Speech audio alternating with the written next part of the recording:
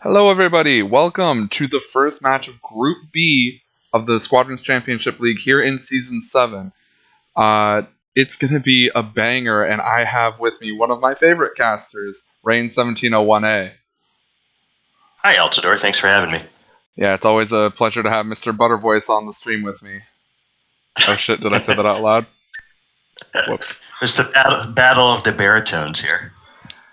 Yep, and speaking of battles, we have ourselves quite a matchup here tonight with Hiveguard taking on Night Witch's Siren. This should be very interesting, especially with the new mods. What have you been seeing any effect on your scrims? Oh, absolutely. So we got our first match in over the weekend versus the Wise Guys on Xavian Abyss. And that went to 3 games, and New Republic won all 3 games. Now, some of that could be the modifiers. Some of that could be Xavian, which is known to be a New Republic favorite map, but definitely a huge difference. And we're definitely noticing it on the TIE Bomber side of things, where they're just a lot more fragile where they used to be. Where they didn't used to be, that is. At the same time, though, the TIE Reaper is having a bit of an easier time surviving with the extra hull that it gets. So on New Republic's end, it opens up some strategies. You can go a little more PK heavy, or you can just try to still do the classic PvE race. But it's definitely changed things up, and it's made us rethink some things on Empire. Yeah, on Laser Rangers, we've definitely noticed some very large differences. The bombers are no longer just immortal, and I'm no longer stuck in a death trap every time we fly Empire. Yeah, I mean, look at my stats from last season.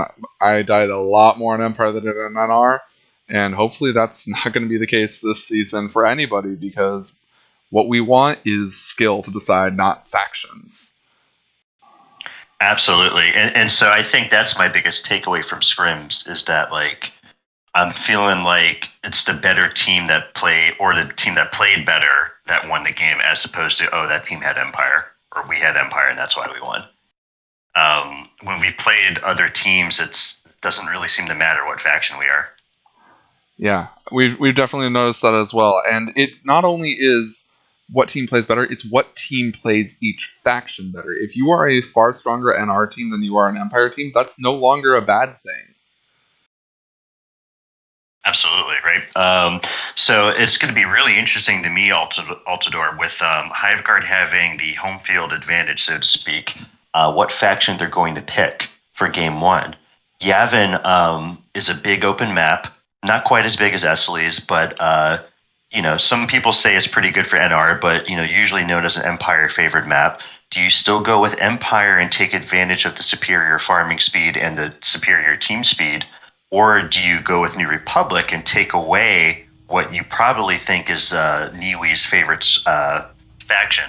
And if you pick New Republic, that means Professor Autumn cannot fly her patented A-Wing. Yeah, if you can, you should definitely deny the High Priestess of A-Wing her chosen vehicle, because she will absolutely ruin your day if you let her in it. I want to make sure I have that title right. The High Priestess of A-Wing. Yes. High Priestess of the Church of A-Wing. It's quite fitting. Looks like the password and lobby are up. Yep, and we do have an answer to that question of what faction Hiveguard will take. They have taken New Republic. There you go. So taking away the A-Wing for Game 1 for NiWi here.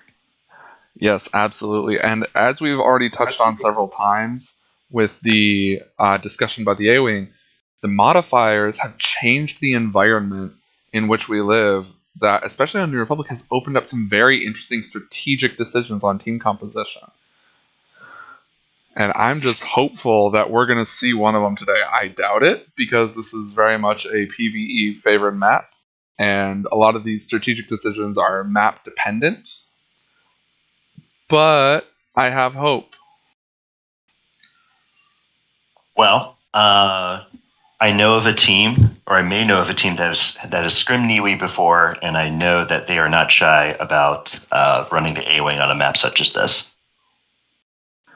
Yeah, and you do have to pay attention to it with these modifiers. It's no longer just ignore PK pressure for the bomber, and just knowing that your Reaper is going to bail you out. You actually have to evade and respect the pressure, and maybe even meet your Reaper halfway to get that resupply. Oh, and thank you, Rebel Pilot, for fixing our stream title, because I may be a mod, but I'm also stupid and don't know how to do that yet. At least you know how to cast from SCF. I do not know how to do that, so that's why I cast from my account. I still don't know how I figured out how to do this. I just found this box that I can copy paste in, and I don't know how I found it in the first place. Hey, if it works, it works. Are you in the channel? I'm in. Yep, I'm in. So I can let the teams know we're good to go. Yep, already did it. Oh, yep. Oh, shoot. I forgot to go into streamer mode. One moment.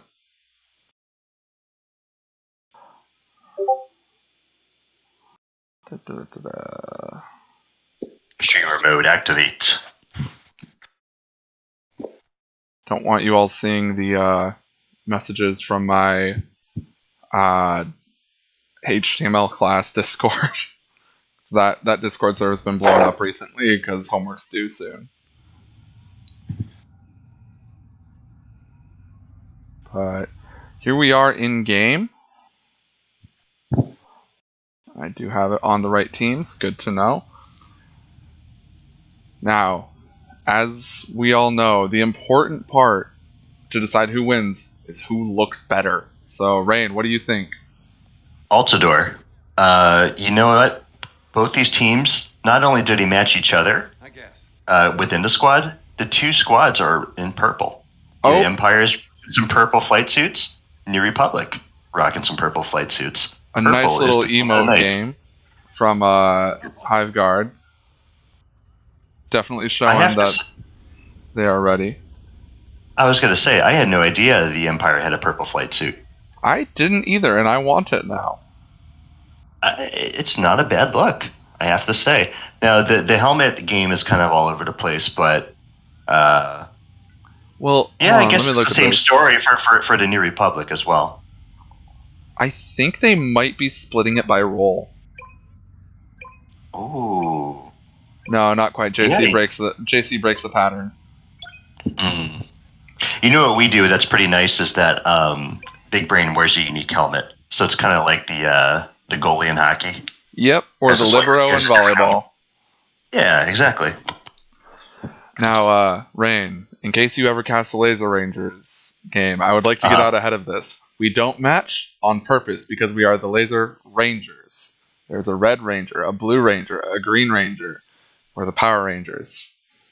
Oh, that has I do remember Power Rangers. Common complaint of my teammates when we watch our casts is. So you're matching by not matching. We're matching. We're fitting a pattern by not matching. But enough about my team. Now for these teams in here, we have coming out of the MC75, Maze, Dick Willie, Fox, Sundance 9, Crazed, all for the NR, and for the Empire we have Kitsters Wrong, Barry Saxbro, Ska, Professor Autumn, and JC. Now, we're looking at two standard 2-2-1 comps here, but let's look at these.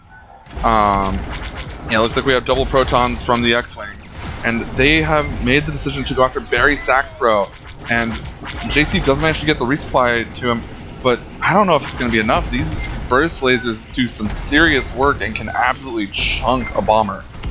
Oh, but Maze goes down. We missed that. Very good play there, and that's forcing Dick Willie to spend his energy on stripping the Raider, and Craze has pressure. Professor Autumn doing her thing where she just ignores the big ships, shoots the little ones. And she's quite adept at it. So, thing about the burst lasers, though, like, yeah, they can chunk the damage, but once the bomber starts going evasive, it's very hard for the burst lasers to hit it. I'm a fan of the standard lasers lately for that reason. I know there's been a lot of debate about that as far as is it worth sacrificing the energy generation, because it makes it a lot less forgiving with that shunt charge. Yeah, that's a good point. So this morale bar is definitely in the favor of Hive Guard, but swung back in the favor. Looks like the Corvette just went down there, Altador. So This is anybody's first attack. Yeah, 20 seconds Craze left in putting the on the moves, dogfight. flipping around on Professor Autumn to get some distance. This is a great tussle. Barisax is in big trouble, though. He's down to 15. I don't know if anyone in Hive Guard has spotted that. Sundance isn't look. Oh, Sundance just flipped onto him. Yep, they were chasing after Professor Autumn for a little bit. But looks like NiWi is taking the first attack. Barisax getting the clutch resupply from JC. And here comes NiWi Siren in on the first attack. Yep. And here's the important bit. When you take that TIE Fighter, especially without the reinforced hull, you are committing. You need to get those ion torps in, because that is a huge portion of your attack. And the torps away, the question is, will it hit? Did they chaff it? They did not. That is shields down on Delta. That is connected. Beautiful ion torp run by Professor Autumn. And Barry Saxbro laying the hurt, but he's getting hurt as well. You are no longer immune to that chip damage like you used to be. But with those resupplies, you can just drift around and go Bert all day long. Kisses Wrong is actually kind of low as well. Cycling through AI JC just went down. Yep, JC just went down, so watch for these Empire ships that get weakened on the way out as this phase transitions into defense for NiWi. Yeah, so that explains why Kisters was looking at the AI. He's expecting the flip soon, and he wants to deliver that knife into the throat of the offense, where the flip happens and the morale bar drops like a stone. And there it is. That's already a third of a morale gone. Oh my lord, look at that farm coming quick. Wow, these bombers, great pack lineup. Yeah, these good spot by bombers you there. pulled off early, and they made it count. But Kisters is out of ordnance, so we're left with nothing but that burst, with that Burt cannon. But as I speak, JC proving me wrong, as a good support should. But Professor Autumn's in trouble. She's going hard evasive, trying to flip around onto Craze, but the ion missile's on cooldown. No ion torp for the Raider. And 29 hull to keep her out inside and the space outside. But here comes that resupply. Very clutch play from JC, getting there just in time every time. Meanwhile, Sundance is taking some pressure. I don't know where from, but shield skipping for all he's worth. That's leaving Fox unobstructed, just running the torp truck down on this cruiser. It's down to about 35% on the hull here, dropping pretty rapidly. This morale has slowed down for NiWi after that fast start. Yep. There's the call to fall back. So that's a high out of phase if they want to push it Altador. They could leave it for the next phase. Another torpedo going out from Fox is down to 13. That's definitely out of phaseable, but it looks like he's turning away. Yeah, and that's long with low shields, and I don't know. Might be worth it to go after these bombers and try to delay the damage a little bit. Yeah, no, this is interesting because both teams have a low cruiser to play with. So both teams are in a good position to set up a double out of phase. JC playing with these dumbfired resupplies a lot more than I personally do, but it seems to be working for him because nobody's dead yet. Yep, I mean the bombers still they still benefit a lot from the resupplies. It still scales very nicely on their health there. So it's very difficult to kill the bombers while the Reaper is still up. Yep, but you've got actually a window now. But oh wow, that was fast. Wow. Fast defenses on Yavin. Definitely not out of the norm for this map. Looks like they're cashing in on that one out of phase. One Nebulon cruiser is down. And Fox drops the shields, and as they come down, the torp goes in behind it. Excellent timing on that attack run. And there's Dick Willie with that resupply to keep those torps flowing. Meanwhile, Sundance also looping those torps around torp away, but Crazed goes down. Who is that? I bet money it was Professor Autumn. Oh yeah, or Scott doing a lot of work here. So it looks like Yeah, it looks like they've relegated Autumn to Raider duty. Meanwhile, Ska is trying to keep these big ships from being shot. So far, Ska has 2 kills, Professor Autumn has 0 kills, but Professor Autumn has superior cap ship damage, so I think your call out was right. Yep, and there goes that Raider. And AI to flip. There it is. That's a long out of phase if they want to go for the double, but they can definitely cash in one. It looks like one is coming. That Architon is down to 2%. Fox in a little bit of trouble. He's taking some heat. Professor Autumn is on his tail. Sundance is helping with the out of phase though, and they have cashed in on one of these Altador. Yep. And looks like part of what made that defense so quick was that NiWi also cashed in on an out of phase there. Yep. And Sundance is now turning his attention to the Raider, or at least getting that prepped. Now here's an interesting choice. Do you continue to burn the Raider, or do you try to block... yep, they're turning their attention to the Reaper to stop the march, and that's probably the better choice. And the Reaper is ice, and here come the burst lasers. There's the second ice, and down goes JC. I did not see the targeting beacons go out, so they're going to have to do this the hard way. Oh, and Barrisek's caught an attractive beam, and he's just wiped out by the pair of burst lasers there. This is a very nice play, and it looks like Fox and Sundance, having shot down 2 ships, decide, you know what, it's big ship time. Yep, Kitzer's finishing off one of the MC shield gens, though, so it looks like pretty good play from NiWi, given that attack didn't go quite the way they wanted. They at least got a shield gen out of it, so that means their subsequent attack on the MC should be winnable. Meanwhile, Scott's already on Dick Willie, but out of quick locks with only 1 ion left, so it's gonna be difficult to keep Dick Willie out. And looks like decided it's not worth it, go for the torps. Alright, nice chaff by Sundance there. Professor Autumn went down, I did not see how that went. And here comes Hive Guard marching in on the Imperial Star Destroyer. Fox is trying to make his way to those shield gens. Dick Willie is in range. The beacons have made it, Altador. Let's see what Hive Guard can do on this attack. Sundance is taking a lot of pressure. I don't know if he's going to be able to get in on that right shield gen. One gen has been disabled. Yeah, Ska's doing his thing, just absolutely layering the pressure in, hand over fist. Oh, that's a critical mistake. Sundance just iced the already done shield gen. Oh no, so the one shield gen is down to 15%. If they can knock down this shield gen, that's not a bad attack. They need to fall back now probably to defend, otherwise NiWi's going to march in. And just absolutely gut that fish. And here they come. So, looks like they are pretty much ahead. Maze is in big trouble here, down to 24. Professor Autumn on his tail, but looks like Maze got the resupply in time. Looks like beacons have been applied to the MC75. Oh no, I am wrong. Beacons have not been applied yet, but JC is making their way in. 900 meters out from the MC75. Beacons out. Interestingly enough, Professor Autumn has switched from the ion torpedo to concussion missiles for that extra damage. So not gonna have. Oh, you gotta let the concussion missile. Yep. And it might have taken 2 oxygen down, but a critical bonk. Professor Autumn is desperately low on hull, probably calling furiously for a resupply from JC. And there's the dumbfire behind her. She's got to get to it though. MC is dropping rapidly. Weak points are being found, down to 30% on the hull. Morale bar sitting at about 40%. Hive Guard needs to hurry if they're going to save their MC75. It's down to 12 on the hull. Morale sitting at about 10%. There's the flip. 4. They're committing to the out of phase. 2, 1, and that is game 1. Wow. 2 Night Witches Siren.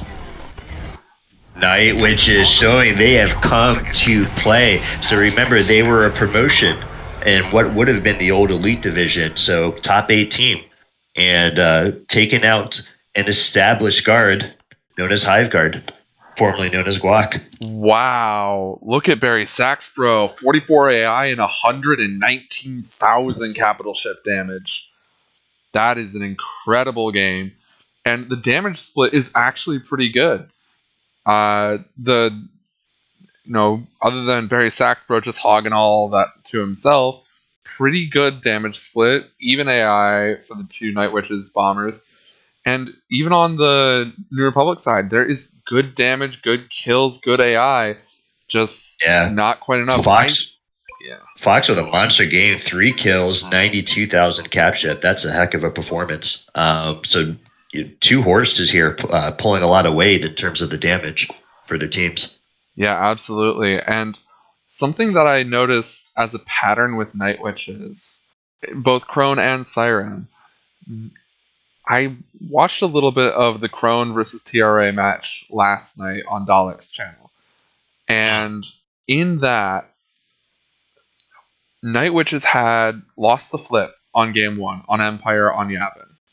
They lost the flip, but got the first out of phase, because that ion torpedo on Yavin is so vital, because TRA just had to spend the whole first phase just knocking down the shields and barely got any damage done. Meanwhile, Night Witches, Crone managed to get the shields down in a single attack run and then just went to work, got it out of phaseable, and just kind of took control of the game. Then that kind of happened here tonight. Not quite, because we did get a couple of proton torpedo loops, but those out of phases were a lot lower for the Night Witches on that first out of phase. Yeah, now ion damage is not as sexy as hull damage, right? Because it doesn't show up on the scoreboard, but nonetheless very, very critical. Not every team runs the ion torque, but it is not a bad play at all. The shields that's still a lot of HP to chew through. So to your point, you knock down those shields quickly, let the passive damage start coming in. That really speeds up your attacks, and especially on Yavin, where you have a very short window to get in your damage. Pretty good farm, by the way, by both teams. Those phase flips were really, really fast. Yeah, I mean, and I have to comment too. Like, Night Witches, between your two bombers, I think Barisax took 2 deaths and Kitster's died 0 times. So between both bombers, only 1 death each. And that was not for lack of pressure. That is partially the evasion, and partially JC just kind of played out of his mind. I mean, he was always there right at the last second getting that resupply there, rather than what I do, where I get there the second after the last second and resupply a corpse. I still get the points, but I don't get the save. Oh, at least you don't register the double death, though. Have you ever had that happen? No, I don't think so. So that happens when you resupply someone, but then they die pretty much at the same time. And sometimes it can count literally as a double death, so you lose twice the morale. It's happened to us in the Cal Cup game. We lost the flip because of that. It was really unfortunate. Really? But that happens because of the resupply and the death occurring at the same time, I think. That's really saddening. I'm now paranoid about that. Oh, and it looks like in a twist of fate, Night Witches have picked NR for game 2. But remember, they can't pick it. Yep. That's why Barry Sex gave me that winky face. Yep. I now know what quote unquote NR for game 2. I now know what sarcasm tastes like. Looks like the lobby is going up now. That was a reference? It's a reference to the SCL discussion. Oh, okay. Oh, yeah, I thought my line was a reference. Oh, no. All right, let me stop posting GIFs and load into this game. Oh, Rain, did you just say GIFs? GIFs. I said GIFs in my. Is it GIF or GIF? Didn't the owner say, the creator say it was GIF? I recognize that the owner has made a decision, but given that it's a stupid-ass decision, I've elected to ignore it. I'm going to go with the creator. GIF is peanut butter. GIF is crappy peanut butter. I don't think GIF is peanut butter. It might be crappy peanut butter. It's peanut smoothie with sugar added. It is still technically peanut butter, though. Sure. All right. You won't see it in my cabinet, Altador. And that's 100% your choice. So I don't know if based on that stat line, by Bearsax, and based on that game, I mean, I could hardly tell that the bomber, really took a nerf there. I think a lot of that though was it goes to show you really have to go through the Reaper first before you start PKing the bombers. As you said, JC was able just to pop up those resupplies and keep up the bombers. You still have to go through the Reaper in order to kill the bombers. And plus, I think it probably speaks to the map, right? Like on Yavin, it's just faster still to farm than to try to PK. Yep, and I've noticed as a support player myself that on Nadiri, it's a lot easier for someone to pick my bombers if I'm on the right side and they're in the center and I have to find a gap. That little delay is usually enough to get that little extra burst of damage. Because you saw, JC was getting the resupplies there, but it was always just in the nick of time. And if you've got now obstacles in the way, like you will on other maps, maybe you don't make it. Yeah. I mean, there's a reason why Yavin is not favored by more PK heavy teams. And maps like Nadiri are, right? Because or Galatan or something like that. Something where there's obstacles keeping a barrier between the resupplies and your PK targets. Oh, very, very nice drip from the Hive Guard. Dick Willie and Sundance with slightly different helmets. I believe that would be indicative of support and captain. Might just be totally random. Kidsters with a different helmet by virtue of anatomy. Oh, very nice sequenced flex. A little saxophone playing. Yep. So no lineup changes unless I can't read. I don't think there's any lineup changes. Yeah. I wouldn't have swapped anybody out if I were NiWi. I especially would have kept Professor Autumn in now that you're going on New Republic, because even if she does come out in an X-Wing, you have to respect the chance that she might come out in an A-Wing. That kind of mind game at this level is important because it changes how you approach the opener. You can't be as aggressive because Professor Autumn might be lurking there in that little wedge of death. And do we have the A-Wing? We do. The A-Wing has entered the atmosphere of Yavin. Oh, let's see what that does. Let's get to these lineups quickly. JC, Ska, Professor Autumn bringing it out and being the crowd favorite. Barry Saxbro and Kisses Wrong versus Dick Willie, Crazed, Sundance, Fox, and Maze. And we all know who we're watching for most of this game. Oh yeah. Now, it's interesting to note, Professor Autumn is running the rockets, so that is some very rapid damage. And Maze already down to 33% on the hull, but that was looks some very like rapid farm. Yep. Wow. That was a commanding phase flip. So Maze is still in big trouble here, but finally gets the resupply. But Professor Autumn is not going to relent. She is hot on Maze's tail. Rocket's going off. Maze about to go down. He's down the one. Oh no! You hate to see that as the PK. There she finishes it off. And turns her attention to Dick Willie. And for those of you who don't like A-Wings, I apologize, but this is the first competitive A-Wing we've seen, or at least that I've seen with the new mods. So we want to see how this performs, just so I know how much I need to fear it. Ooh, I'm going to correct you there, because I did a Reformation match cast with Night Witches and Wildcard, and that was under the Season 7 mod. And that was a lot of fun, I got to say. It was also Professor Autumn. Yep. That's my title for her, of the High Priestess of A-Wing. And interesting to note here, Hive Guard has elected to not take the TIE Fighter, not take that Ion Port, and I don't know, the extra PK pressure, the extra mobility will be very nice, but I don't know if it's worth giving up that Ion damage, but that's just me, I'm not a flex player. Yeah, what's interesting is that Fox is well known for his TIE Fighter play, but opting to run the TIE Defender. As you had pointed out, usually they run a hybrid, kind of like Cab does, with one TIE Defender and one TIE Fighter. Yep. And Professor Autumn has successfully aggroed the Hive Guard Flexus. And down she goes. Oof. A-Wing still does not have a lot of hull. No.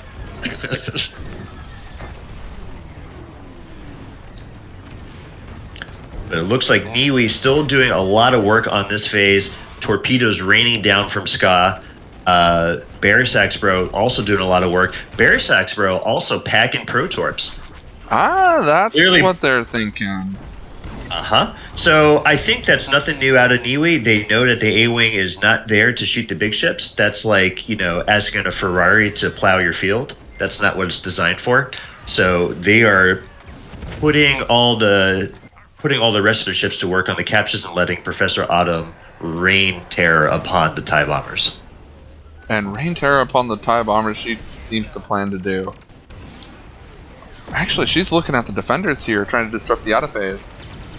Now, interesting thing to note, there's several schools of thought with the A-Wing, and I know that Professor Autumn subscribes to the thrust engine school of thought, and she's darn quick even at non-drift speeds, but as you're seeing there, she's having some trouble cornering. Yeah, the thing about the thrust engine too is that, like, if TIE Defender decides to turn its attention on you, it's very difficult to shake the missiles because you don't have that turning agility that you need to shake the missiles. But it is great for traversing the map and saving on energy. So it's a way to make up for the lack of energy regen on the A-Wing, because you don't need to have your power on engines as much. Yeah, it's a very interesting decision, and I think we're going to see a lot of evolution of all three schools as the season progresses. And I very much look forward to it, as long as I'm not the one they're testing stuff on. Absolutely. So Hive Guard looks like they have one of these out of phaseable, and the other Nebulon's down at about half. So pretty good offense there. Let's see if Night Witches can return the favor. Barisax still has 3 proton torpedoes in the tubes of his Y-Wing. Another Protorp going out. Ska raining down torpedoes. Looks like he could use a resupply though, but he's raining down the burst laser fire from his X-Wing. Tickling down Delta now, just to make sure that's safely out of phaseable. Look at that morale bar disappear, though, from NiWi. What farm coming in from Hive Guard? Part of that is they took the out of phase, so... Yeah. Absolutely. So, how do you think Professor Autumn is doing in terms of disrupting this farm? She seems to be focusing more on the flexes, honestly. I think she's trying to cover her teammates. Particularly Barry Saxbro seems to be a favorite target of the defenders. I think they've clocked on to the fact that he's got the gunboat build, and they realize if they can pick him, that can really disrupt the game plan. Right. So far, Empire seems to be doing quite well on the Yavin Prime, so modifiers or not, Empire still has speed, it still has the firepower advantage. So... look, this is going to go either way. So morale is about half, but it looks like they're going to have a healthy enough morale bar to do some work here on the MC-75 here, Altador. Yep, and Dick Woolley is on his way in. Professor Autumn trying to keep, box him out, but not quite good enough cornering to be able to get those guns on target. Marks do go out, and there goes one shield gen, and the other has been iced as well, so this fish is... landed, and it's time to clean it and gut it. That targeting system seems to be the target, and just raining those lasers down. Meanwhile, Kray's running himself out of ordnance. They're prioritizing targeting before killing a shield gen, and I'm not sure if that's the right call or not, but Kray's is pretty very standard low. play. Pretty standard play. Grazed is very low. 24 on the hull. Professor Autumn on the back of Dick Woolley, though. But Professor Autumn getting dunked herself in big trouble. Repair kit going out, though. Yep. Nope, but yeah, dies anyway. You can be at 70% hull, and you can still die in a single missile if you're in that A-Wing. Mm-hmm. And that ship's speed is your one defense. Right. Now, seeing how NiWi pretty much has the win right here, I wonder if Professor Autumn's going to spawn in the X-Wing instead of the A-Wing. It looks like she has switched. Yeah, I see that icon now. Professor Autumn sacrificing, her pleasure for the good of the team. All hands on deck on the Star Destroyer. Hey, they know they got to win here, though, Altador. So Sundance going down at some point. I'm not sure how that happened. I wonder if he was caught near the MC-75. Half a morale bar to work with here. Golo going off from Kitsters. We'll have to check. But speaking Kitsters, he's taking heavy pressure. These defenders are all over him, and yeah, we're looking at 3 4 X-Wings on the field now. Yeah, 4 Protorp carriers. Ooh, 1 shield gen just gets absolutely annihilated, destroyed. Yeah, that's a approach angle that laser rangers were taught by our coach Power Paladin. If you come up from the right angle, you can actually deal 70% of the shield gen's health in a single Protorp. Ooh, you'll have to teach me that one. I don't know Shields it. down on the ISD, but this phase flip is already happening, and MC75 is in big trouble. 1 shield gen up, but the hull is down to about half. Yeah, and it looks like NiWi has to commit. They know that if they can't take the ISD, they cannot defend this. They're desperately trying to get behind, but I don't know if they had time to strip. So this is a dangerous, dangerous out of phase. Yep, And weak points are it's available. too long. Yep, shields just got brooded down on the MC75. No shield gen kills necessary, hence that play. Weak points are being found here, and the MC75 is going to blow at any moment now. Yeah, it's so low. The question is who's going to get the shot that sinks it. And there it goes. Yeah. Commanding Empire game from Hive Guard there. And I am actually curious what the damage split's going to look like for NiWi, even in that loss, because with that strategy, it's going to do some interesting things to it. All right, let's This pull is that really scoreboard interesting. up. Yeah, so like I said, in our game versus Wise Guys, all NR wins. This is all Empire wins. So maybe it comes down more than map Altador than faction. Yeah, and just the damage just wasn't there from NiWi. I mean, 72k, but that would only, yeah, that puts leader on NiWi in, was that third place on Hive Guard? So Yeah, absolute a lot of insane amount of work out of Crazed. yeah, that's pretty good damage. It's not bad damage considering that they didn't really get the chance to pop the weak points on the Star Destroyer, which Yep. obviously inflates the damage numbers a bit, but definitely much more damage coming out of Hive Guard, and that's why they took the game. So now here's an interesting thing: they get to pick Game 3 faction, and it looks like they pick Empire for Game 3. Makes our job easier. We don't have to get out of and back into the game. Yup. So we get to stay nice and cozy right here, Altador. Oh, looks like Bearsex is requesting a remake remake of the lobby, lobby. just in case something goes weird. Oh, if he's on console, I believe, right? So for me, Yeah. I think it's a console bug, or maybe it's a PlayStation bug, and I know Bearsax is also on PlayStation. There is a bug where if you're on the Imperial side, everything gets like distorted in this blue haze, and if you're on the New Republic side, everything stays in a deep saturated orange. And it's so bad that you can't see it, and that only happens if you stay in the lobby. Huh, that's weird. Yeah, it's a very strange bug. Yeah, the only way to solve it is to remake or to leave the lobby, or to remake it. So, legit reason to remake the lobby. And As inconvenient as it is for us.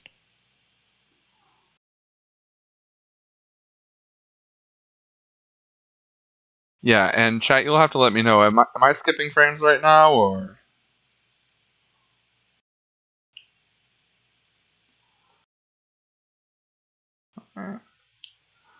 Because I know that my computer can sometimes struggle to run all the things at once, but hopefully it's still watchable from you guys.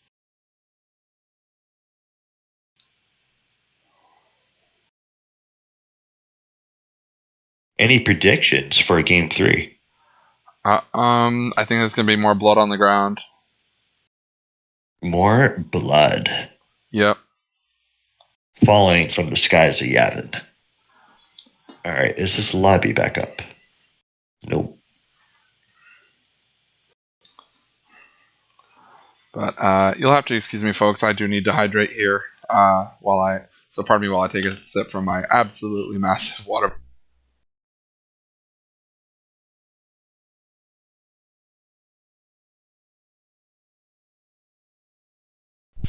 Sorry about that, but turns out when you talk nonstop for about 45 minutes, your throat gets a little dry. Yep, I found that out when I cast it as well. Oh, hey, we got someone running the bets in there. That's good. I was worried that there wouldn't be any gambling. Oh, sorry, Zyphaz. Apparently, I am dropping frames.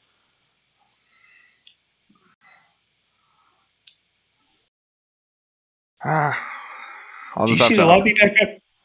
I do not. MJ, you missed casting? What's stopping you from casting? Cast again. I liked your playoff cast. Yeah, it's not like you got banned or anything. I don't know if Yeah. anyone's ever been banned.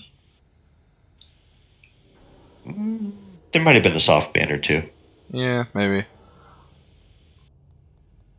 Imagine a Hive Guard match that I'm not a homer casting for. Come on, Zyfez. You can be objective when you cast a match. I know you can do it.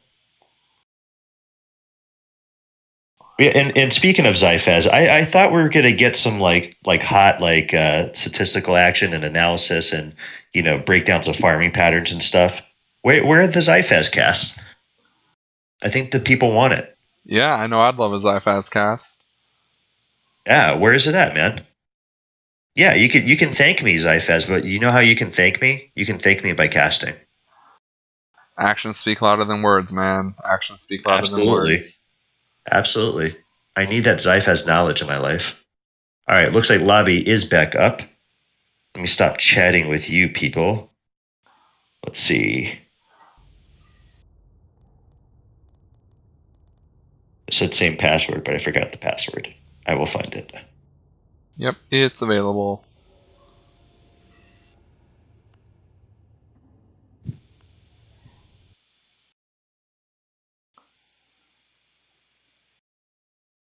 Oh, you live in SoCal, Zyphaz? Yeah, you gotta be melting right now.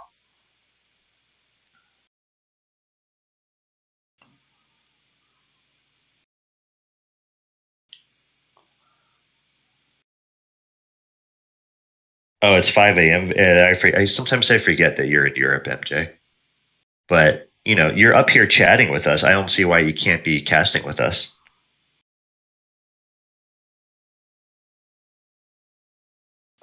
Oh, no AC in SoCal in summer. Zyphaz, you have my sympathies. Fame. Which NCC 1701 model is best? Do you mean which enterprise? Or do Yes. you mean like which model of the NCC 1701? I don't know what you mean. I think he means, is it the first Enterprise, second Enterprise? Oh, I have to go with Refit Enterprise, which is Refit 1701. I know I have the A in my handle name, which is the second Enterprise, but the paint job on the Refit 1701 is the prettiest by far. I don't know. I always like the one. I believe it's NCC 1701D is the one in Next Generation. That's correct. Yep. Yeah, I always like The card ship. The D variant. The D is great. Yeah. It's just, to me, the design is a little off balance. Like the saucer is just gigantic compared to the engineering section. I just love the lines of the 1979 design and that the pearlescent paint job. Like each of the panels has a slightly different shade of pearlescent white. It's amazing. The card gives me the D. Yep. Yep. I don't know though. I think I like the 1701E over the D though. The Sovereign class. It's Sovereign class is pretty hot. But I did grow up on the next generation, so I have a soft spot for the D as well. Clip that if you must. I have a soft spot for the D. Oh. I know what I said. All right. Any lineup changes? Does not appear to be any lineup changes. I really hope it didn't just mute us all. Nope, I hit my unmute button by accident. Fame, no, not the alternate timeline. Star Trek the motion picture. The Enterprise model that was in basically the first 6 movies. So it got destroyed in Star Trek 3, spoiler alert. And then there's an identical design, which is 1701A. Star Trek the motion picture, though, Fame. It's the same one that was in Star Trek 2, the one with Khan. Come on, man.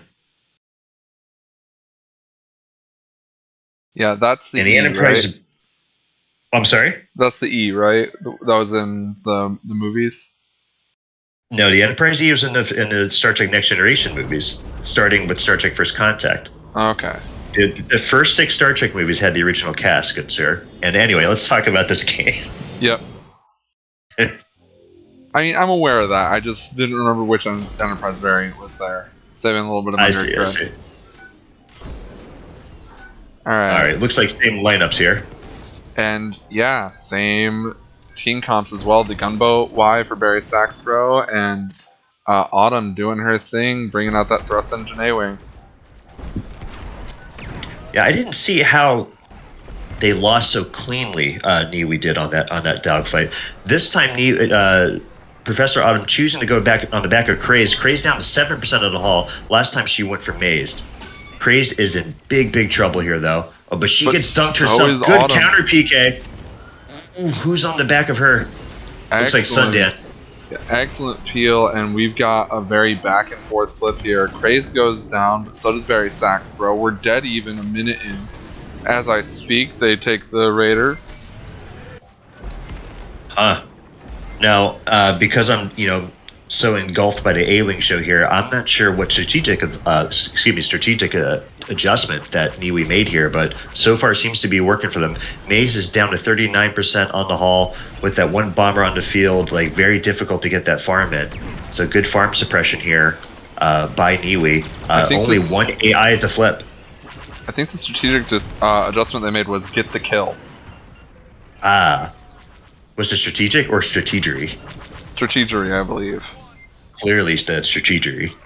Yeah, I can't really talk to that. Looks like my prediction is coming true because we've already got several kills in here.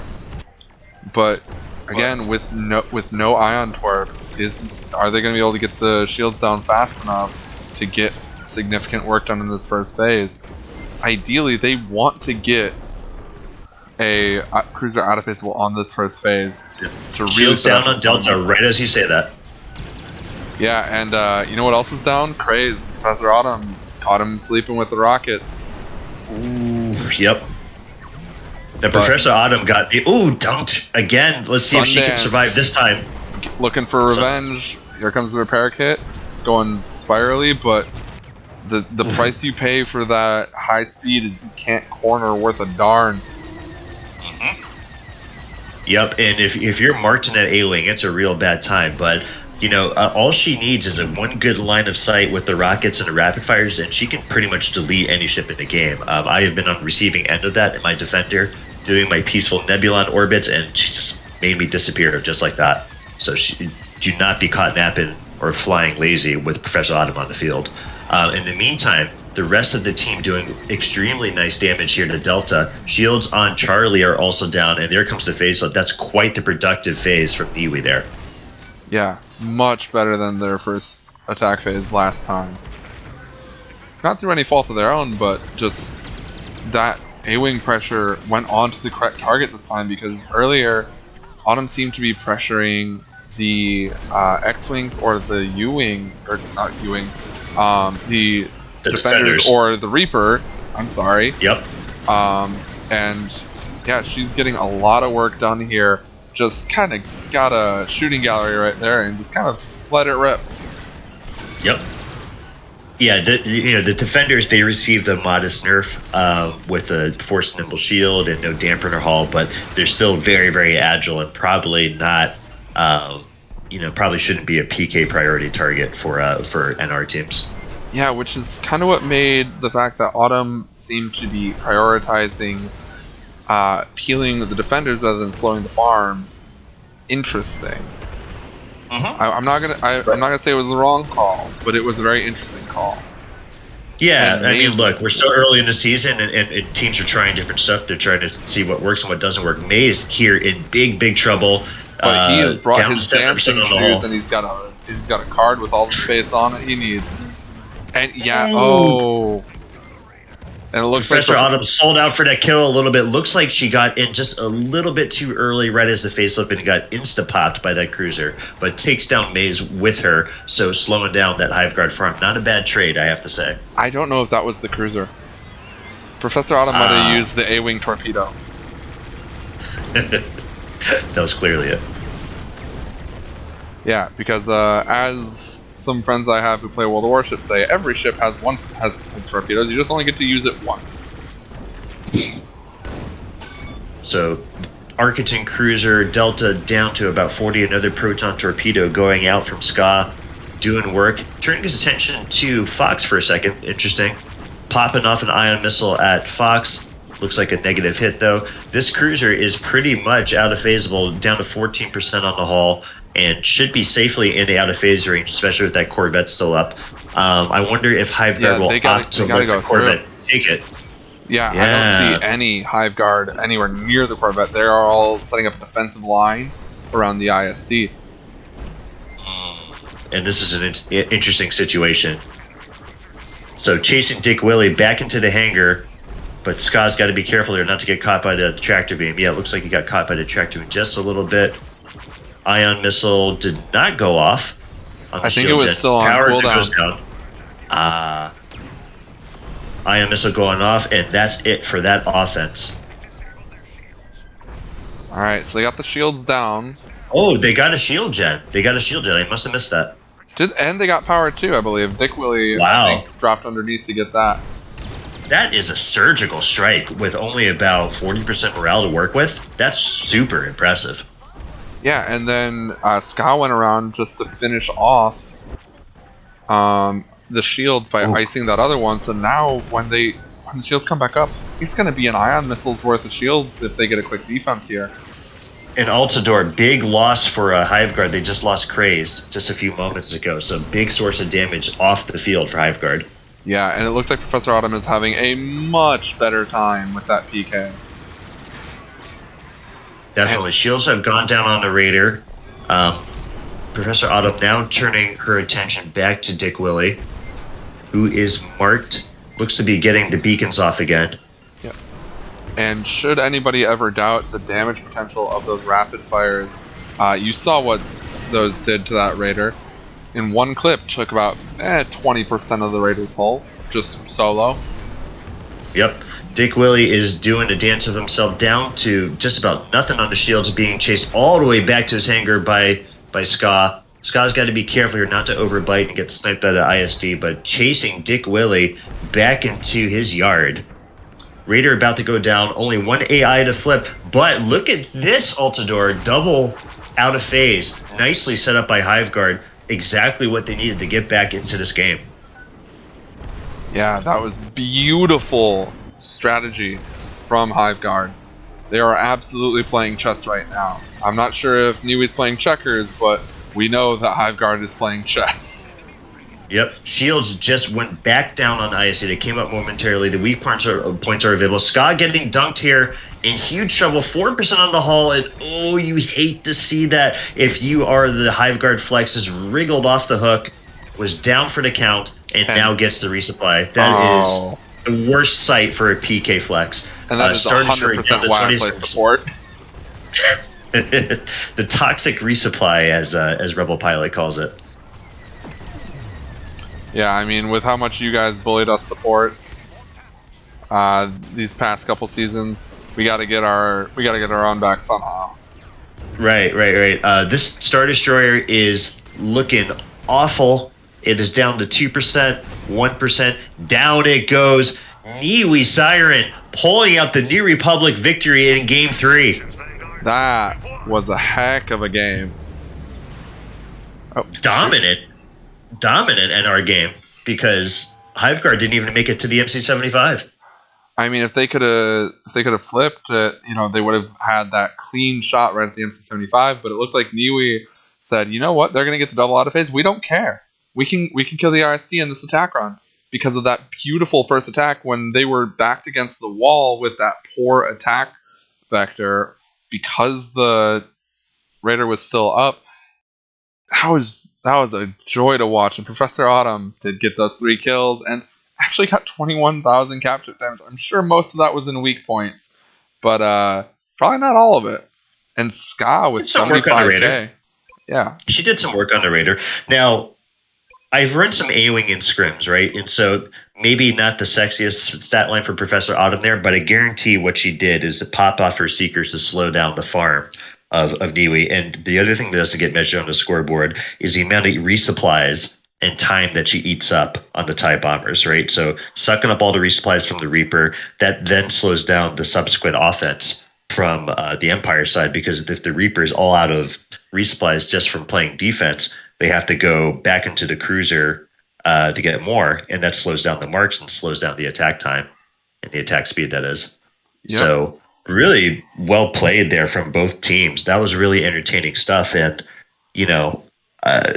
look, I'm a huge fan of best of three for this reason. That really could have went either way. And I just love a game three. It's just the most exciting thing in Squadrons, I think.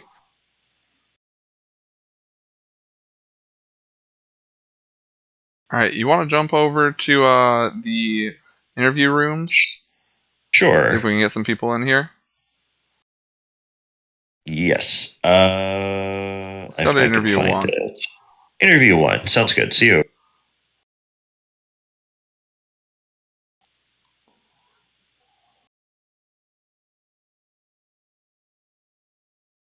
Rain, did you make it okay? I am here. Excellent.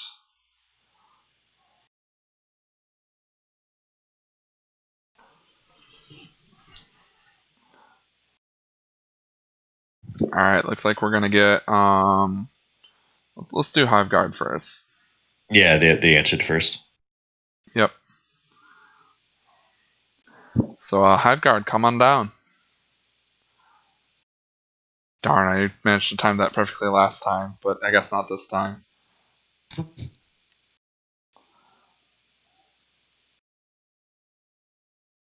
Hello? Wait, Hive Guard? I don't think they're in yet. Well, I'm going to take a moment to hydrate real quick. Always hydrate.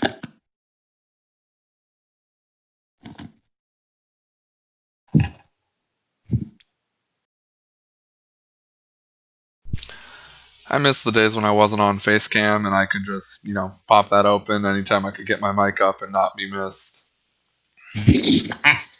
Like, there's a reason why I don't like having the camera on during a cast. Oh, we're getting a lot of Hive Guard in here. We got the whole Hive Guard special. Hive Mind. Hive Mind? Hive Mind. Is that the nickname for the whole team? No, just like it's a thing from Guac, and we'll keep it going. All right. You get one, you get them all. The Hive Mind. Who is the Borg Queen then?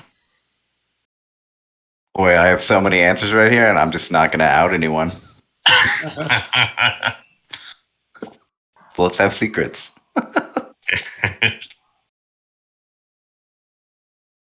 Yeah. Do you want me to ask the first question? I'll start. Yep. Wait. I can do it. Sorry, I'm answering deadweight things. Go ahead and ask real quick. Oh, stop talking to my primary caster here, Deadweight. So, all right. So, obviously, you guys came out a little bit on the wrong end there, but very, very entertaining games and really well played. So, what were your thoughts going into this matchup against Night Witches?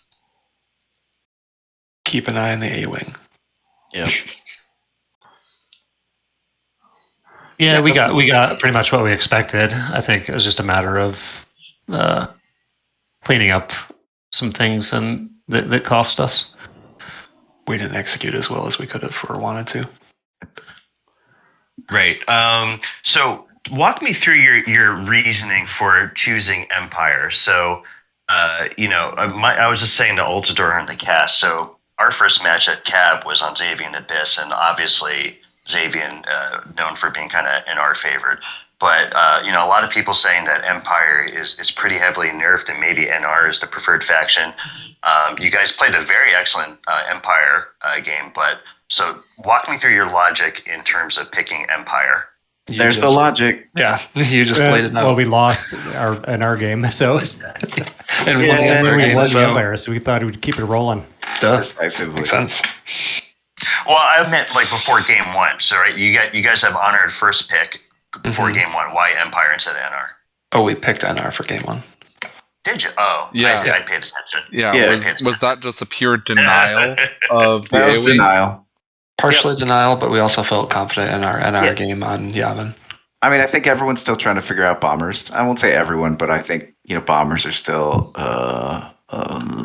speaking answers and a little enigmatic. So that killed two birds with one stone. Although it didn't go well, leading to our a much better Empire game. So double down on that, which didn't happen, but that was the thought process.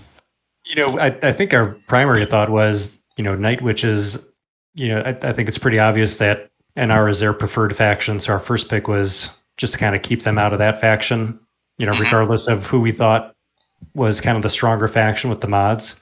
We know when Night Witches are on NR, that's when they're really rocking and rolling. And so we wanted to choose NR first. And then that didn't work out. And then our Empire game, we felt really strong and, contained the A-Wing kind of, to our surprise a little bit. And then felt like we could do the same thing in game 3. It just didn't work out that way. Yeah, what would you say is the biggest difference between that? I guess it was game 2. Game 2, your Empire, right? So what was the difference between game 2 and game 3, do you think? I think game 3, like our first defensive phase, I think we lost track of the A-Wing there. Both of our bombers, I think, went down on that first defensive phase, and then we were kind of in a hole that we just couldn't dig out of. Yeah, we lost the opener, and that was like kind of step one to losing the game. And then in transition to that first defense, I think both of the bombers went down because we were low from the opener, and just ended up dying. I was down as well, so we were down 3 players starting D, which sucked. Yeah. So that was basically it right there. It was hard to catch up. They turned their PK towards more effective targets. Like I think it was just the effectiveness of the PK on NiWi's part is the significant change between game 2 and game 3. Yeah, I think we noticed I think it might have been at the start of a second defense. I think there's a time where Professor Autumn and Maze went down at the same time, but it was on your guys' defense, so that means you're down to 1 farm. Yeah, I remember that. Yep. So, all right, Altstar, I've been asking all the questions. I'll be quiet now. So, backtracking from game 3 a little bit, going back to game 2, we actually were watching from the Night Witch's perspective on that opener. How did you guys take it before Autumn could even really line anybody up, let alone kill anybody? That was an incredibly fast flip. What happened there? Their Y-Wings both went down into the clouds, which takes a little bit longer for them to set up their packs. And then I think our TIE bombers just both hit their initial packs and got the insta-flip there. All right. Yeah, we hit our packs right away in game 2. Game 3, I had earlier pressure because they had the kind of the benefit of like knowing where we were going to be, I think. And so I couldn't get as clean of a look on my first pack. And so our farm was slower in game 3. All right. And feel free to not answer this if this is trade secrets, but any takeaways from this game that you're looking to bring forward? Any secret strats that you now have proof that work, or Don't die. Okay, that seems to be a good strategy. Yeah, this feels like a throw the strats out series. No, not really. Well, I think it's prime squadron strat of win the open. Except Yeah. winner of the open won every game. Yeah, nothing's changed there. Yep.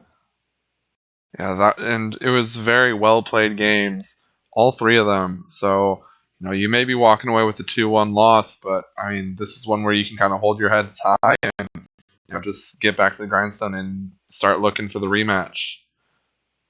So looking forward to it. Hopefully, I get to cast it. Rain, you got anything more for them? Any A-Wing play coming from Hive Guard this season? It's not a serious question. Oh, TBD. that's for us to know and you to find out. TBD. If they let me, ask the question. Fox, you're a former A-Wing main too? Of course. There's Oh, Dab my one. God. I thought every flex was a former A-Wing main. Not every flex. Some were born flexes, and I called them impure. Oh, yeah. Yeah. I'd agree. So- They're not true flexes. Dirty centrist. So here's the real question, I do though: have a more. are we going to see any Oh, go ahead, B-wing? go ahead. Do you What's think? that? What's a B-wing? Yeah. We're pretty Let vanilla. me let me phrase it. Let me phrase something a little in a more serious way. Obviously, you guys are running with a classic 2-2-1 loadout. Has there been any thought on the team about doing something a little bit different or a little bit off meta, especially in response to these modifiers? Yes. There's Okay, been thank thoughts. you. I don't think we've settled on anything yet. I hope you didn't want me to elaborate. Yeah.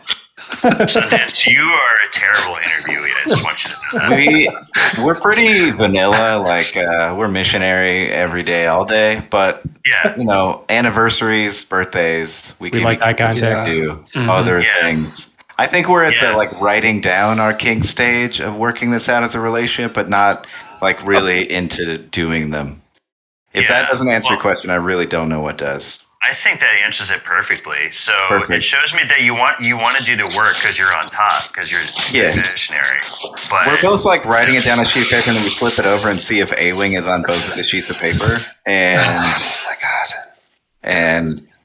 I You know, think there's a website for that now that removes a lot of the Dude, I'm so awkwardness. glad you know about it. Yeah. That's the coolest Yeah. website. Oh, yeah. There you go. All you all there in a relationship, and you want to know what you're into that maybe your partner's also into, but Yeah. you're kind of shy to ask them because if you ask them and they're not into it, they're going to look at you. They're never going to look at you the same way again. Oh, they want to do this with me? What? So there's a website for you. Such a good Just website. put it in, and then I'm it so glad only we're repping it on SCL. it only says what you're both into, so that works out. Right? that's exactly the answer I wanted to hear, gentlemen. The more you know. We're here Not, for you. not me, because my mother's watching this interview. Look, Hey, responsible, Hey, communicative, loving is healthy. Okay. yeah. Listen, I'm sorry, just Mom. participating correctly on the cast, and we're all And good. How do you think you got here, Watch it. Altador? How do you think Yeah, you she got didn't here? just call it the term truck, buddy. I mean, Oh. this team fields a man named Dick Willie. I don't know what you're That's expecting. right. That's my That's parents' fair. fault. Actually. Yeah. All right. All right, gentlemen. Any last thoughts? Nope. Not safe for work. Looking forward Let's to the rematch. go. Yeah, Yep. looking forward We'll to the be back. rematch. Can, Yep. can we scrim again soon, please? Yeah. No.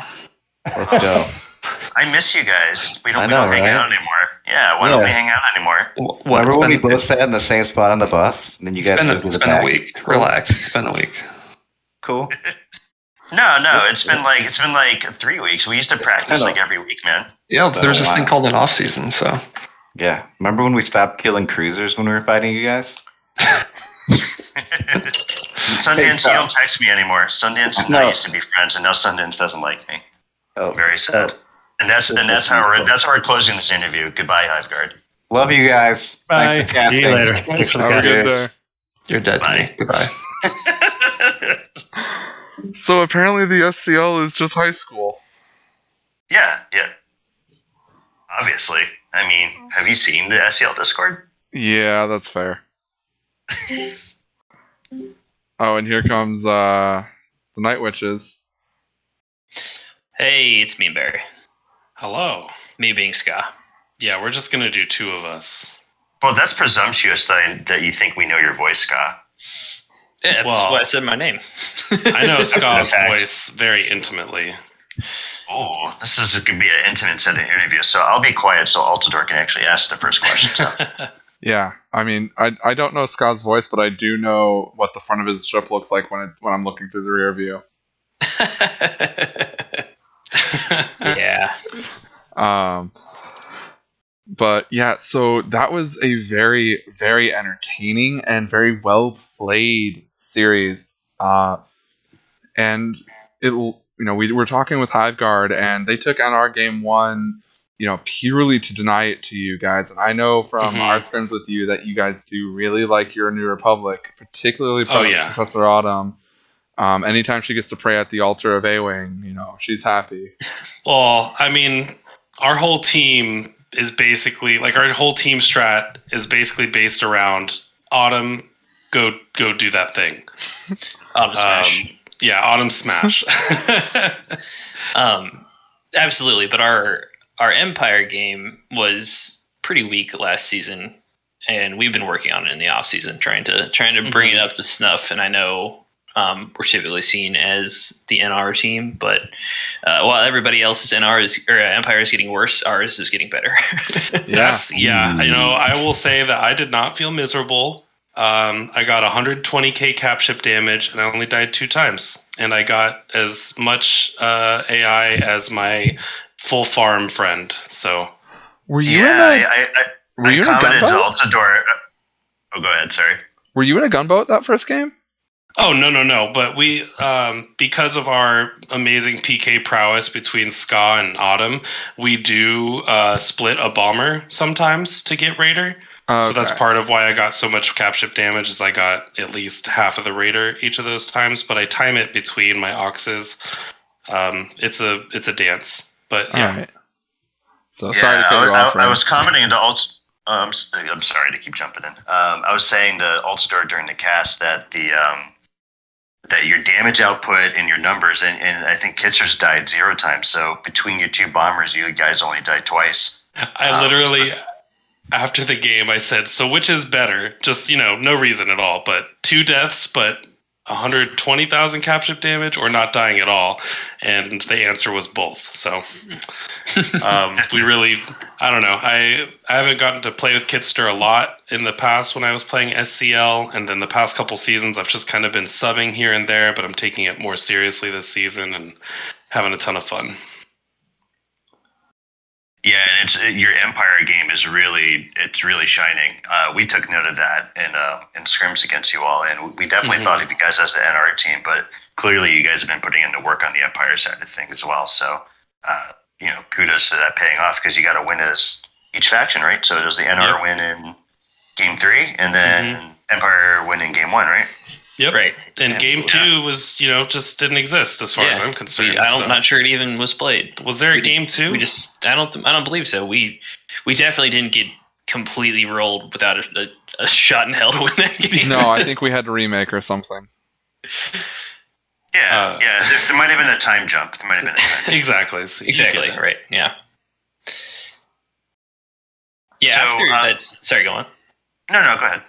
I was going to say, after game 2, we sort of looked at, we got rolled on the opener, so we made some adjustments, like try to get to our packs faster. Auto and I switched sides, and there was no way we were going to let those bombers get clean paths again like we did in game 1. Game 2. Game 2. And our bombers got there faster too, and we kind of had a longer, drawn out, more PK heavy opening phase, which we like. But I mean, anytime you're flying against Hive Guard and anything, it's just a nightmare. But yeah, absolutely. In game 3, they, we, like they said in their interview, we dipped into the clouds game 2 for our Y-Wing, just because the Y-Wing is so vulnerable to dunks at the opener, and that really hurt us. So we went straight to our packs, and that equaled me getting insta-deleted, because that's what happens. But luckily, I was running gunboat with ion lasers, so they killed me, and our full farm Y-Wing Kitster was able to beast mode it out and stay alive long enough for me to get out there. And by the time I got out, I could get some packs. We took the Raider and just barely squeezed it out. I don't even think we had a full morale bar the first attack in that last game. Did we? I think you might have. Did we squeeze it out? I couldn't. It was like I think by the time you guys actually went in earnest, it was about 80% or so. Yeah. So it was over half for sure. we got an Upa Bolt. Like, we got the frigate Upa Bolt in one attack, right? Which is really impressive on Yavin. So your damage output was really, really impressive, especially given how fast the flips came. And Hiveguard talked about it, but I think part of that was one of their bombers went down right at the start of their defense, and I'm sure Autumn was keeping the other one tied up in the meantime.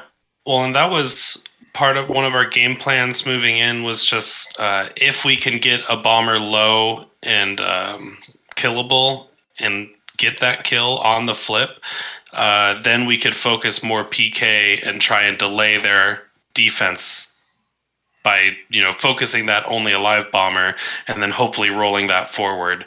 And I think the addition, like between that and then me switching to the ion lasers, we played around with it in our warm up, but having just more ions on the field, which is something you have to do when you have an A-wing on the field, really helped us get the shields down faster and made it so that I could get those torps in and Scott can get his torps in. And the passive damage starts and everything. It was much faster. I think that was the only real loadout change we made between game two and 3 was Barry's ion set of standards.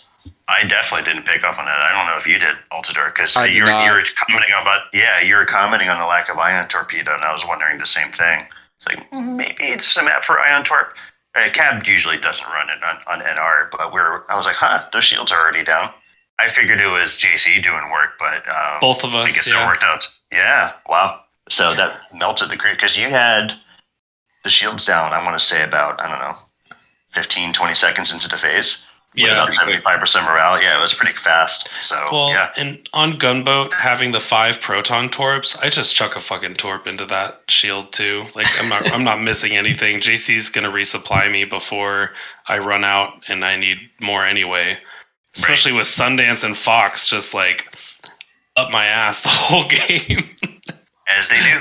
It was awesome. They do that a lot. They are amazing. Like I can't say enough how good their pressure was. Yep.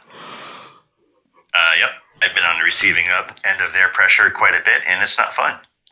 But you guys did a good job of weathering the storm. So I want to ask you all. So I don't know if I asked you this specifically when we did the cast for the Reformation match with Wildcard, but what are your thoughts about these modifiers?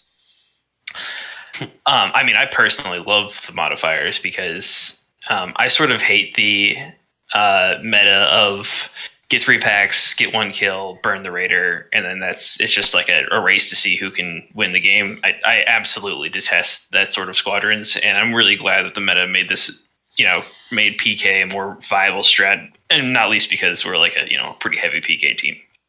So I like it, and in the future we might run some Empire, but we so far haven't figured out anything that really works for us yet.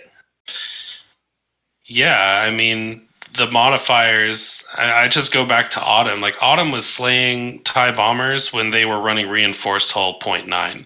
And so nerfing TIE bombers just makes it all the easier for her, which makes it easier for us in general. So that's really nice.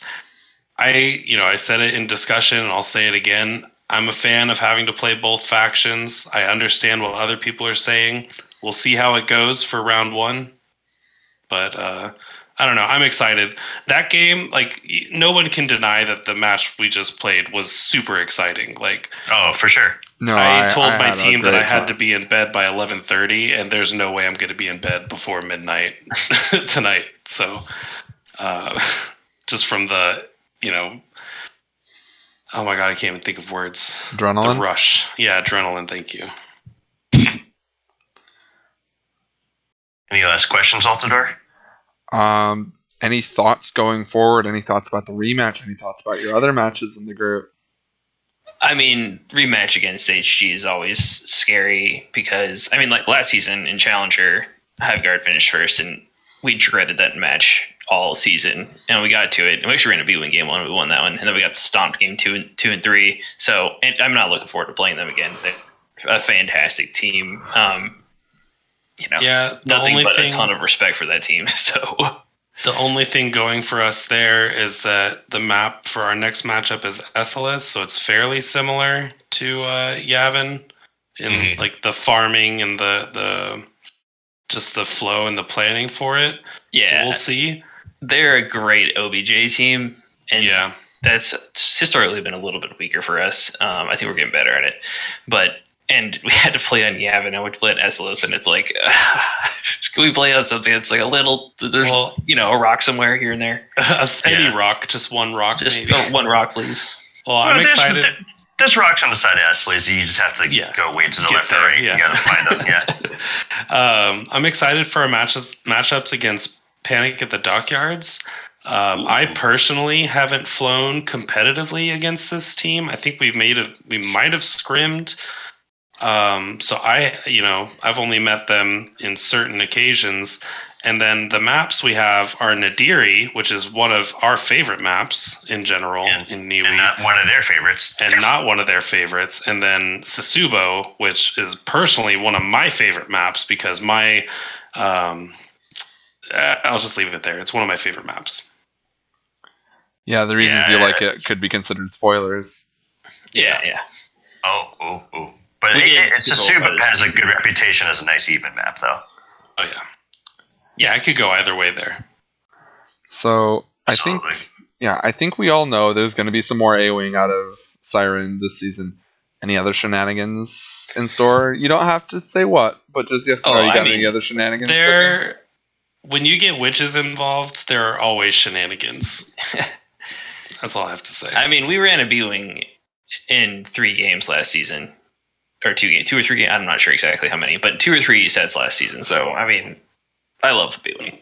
I don't know if we'll see it, but if it comes back, I'll be happy. All right. Okay.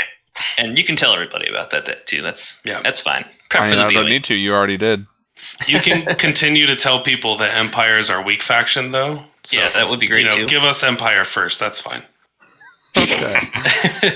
It's been really exciting to see you guys. I'd much rather deal with Autumn in a TIE fighter than in an A-Wing, but that's just me. But then you got to deal with Ska. Yeah, that's fair. Defender. But at least then he's mostly just killing me, not the big ships. So true. So I was just gonna say it's been really cool to see you guys get better and better with each season, and really cool to see you guys make that top grouping with the wild card match there in the Reformation. So looking forward to see what's next in store for wild card and see how far you can take it this season. Certainly aren't any easy matches coming up. No, especially with the divisions, right? So yeah, the days of easy matches have come and gone. Well, congrats again on a big 2-1 win, and look forward to seeing you guys out there again. Thanks for casting, y'all. Yeah, no problem. Thank you so much. Take care. You too. All right. Have a good night, folks.